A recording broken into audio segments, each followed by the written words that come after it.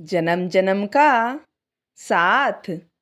नीरज और सौम्या का रिश्ता अब बीते दिनों की बात हो चुका था, या शायद नहीं, तलाक के बाद दोनों अपनी अपनी राहें पकड़ चुके थे। लेकिन क्या सच में उनका रिश्ता खत्म हो गया था? सुबह जब सौम्या ने सिंदूर लगाने के लिए डिब्बी उठाई तो उसकी भाभी ने उसका हाथ पकड़ लिया। अब इसका कोई मतलब नहीं सौम्या।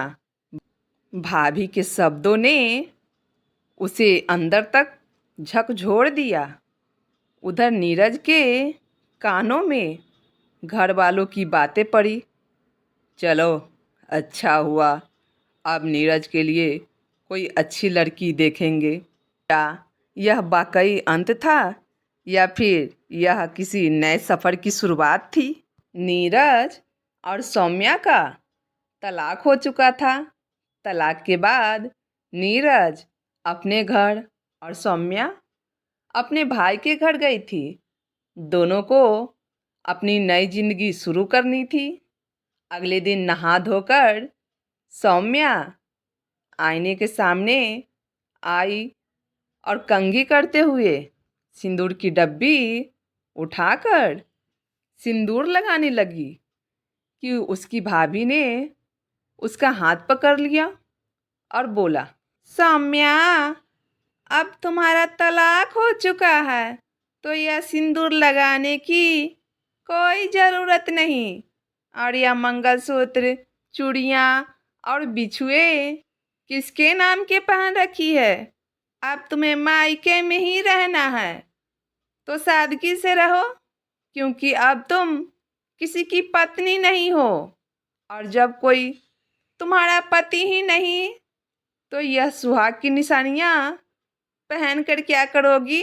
सौम्या अंदर तक कांप गई, क्योंकि जब से शादी हुई थी कोई दिन नहीं बीता था कि उसने सिंदूर न लगाया हो।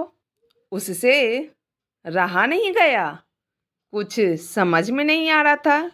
भाभी उसके कमरे से सिंदूर की डिब्बी लेकर जा चुकी थी। उधर नीरज अपने कमरे में उदास बैठा हुआ था। सुबह की चाय का इंतजार कर रहा था, जो कि उसे सौम्या दिया करती थी। पर जब से वह इस घर से गई थी, वह खुद जाकर किचन में अपनी चाय बनाता था, क्योंकि हर कोई अपने कामों में व्यस्त था। नीरज चाय बनाने के लिए किचन की तरफ जा ही रहा था कि घर वालों की बातें सुनी। चलो, अच्छा हुआ वह बला नीरज के सर से टली। इस घर की मालकिन समझती थी, खुद को निकाल दिया ना उसे नीरज की ज़िंदगी से। अब नीरज के लिए कोई अच्छी सी लड़की देखेंगे और जल्द से नीरज का घर बसा देंगे, जो हमारे हिसाब से इस घर में रहेगी, न कि खुद को इस घर की मालकिन समझेगी। नीरज सौम्या से बहुत प्यार करता था और उसकी जगह किसी को नहीं दे सकता था। और अपनी दूसरी शादी की बात सुनकर वह परेशान हो गया। कैसे वह सौम्या की जगह किसी और को दे सकता है? और उसके घर की मालकिन उसकी पत्नी नहीं होगी तो कौन होगी? किस गलतफहमी में जी रहा था वह? या फिर अपने दिमाग की जगह घर वालों की दिमाग से अपनी ज़िंदगी के फैसले ले रहा था? क्या कागज़ों पर तलाक हो जाने से भगवान के आगे लिए गए 7 फेरे, 7 वचन खत्म हो जाते हैं? नहीं, वह ऐसा कभी नहीं कर सकता। उधर सौम्या भी दौड़कर अपनी भाभी के रूम में गई और उनसे अपनी सिंदूर की डब्बी छीनते हुए बोली, भाभी, मैं एक सुहागन हूँ। कागजों पर हस्ताक्षर कर देने से मेरा और मेरे पति का भगवान के आगे बना हुआ रिश्ता खत्म नहीं हो जाता।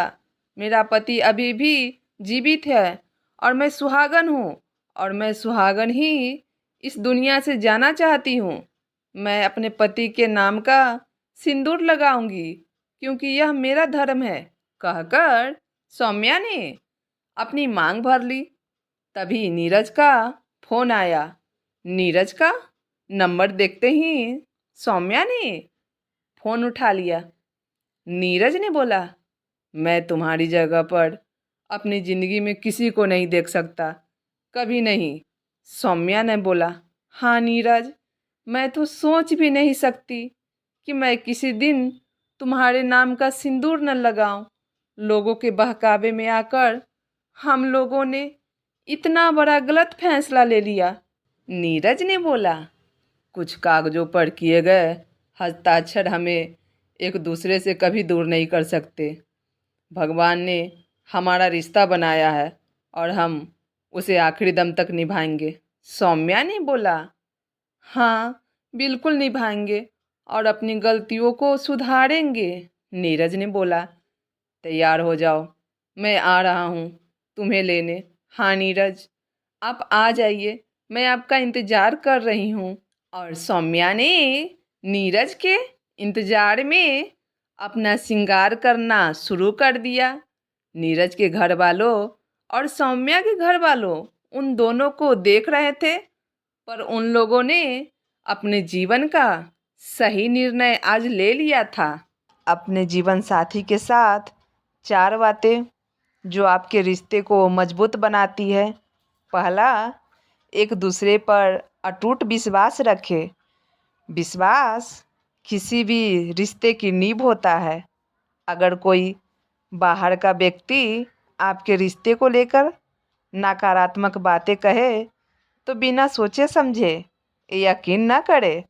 पहले खुद अपने जीवन साथी से बात करें। दूसरा, बाहरी हस्तक्षेप को सीमित करें। रिश्तों में जितना कम बाहरी हस्तक्षेप होगा उतना ही मजबूत रहेगा।